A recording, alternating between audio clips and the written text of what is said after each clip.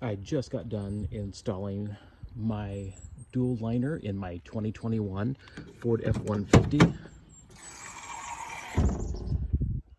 Installed very nicely. Everything's nice, tight, secure. Little bit of bubble in the mat, but it's pretty cool here in the Pacific Northwest, so I expect that to lay down just like it did with my last truck. Tailgate, I did not drill. I used double-sided 3M tape underneath here, through here, and here. That way any water can still drain out. Pretty happy with it. Can't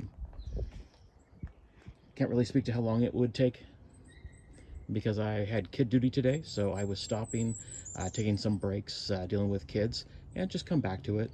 So it was a nice afternoon getting this all done. No more damage to my brand new truck. So if you're thinking about buying one of these, I definitely would do it. It's a nice combination.